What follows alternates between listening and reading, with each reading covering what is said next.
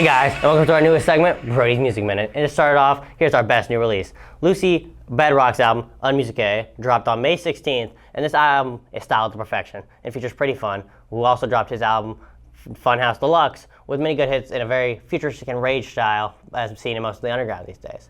Albums this week include Offset's solo project, Hiari, Kid Cudi's 11th solo, Free, Deftones' Private Music, and Lil Baby's album, Leaks, featuring current Artist of the Year, Playboi Carti, who finally released the Antagonist tour with Opium, and whose album, Music, is Album of the Week, in which track of the week being I See You Baby Boy, formerly known as Young Vamp Love to some diehard Carti fans. Tyler, the Creator, dropped a great album, Don't Tap the Glass, and Slipknot dropped the 25th anniversary of their first edition, self-titled.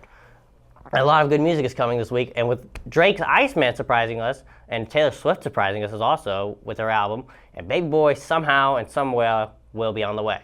This has been a successful year for music, and that was Brody Music Minute. Let's go.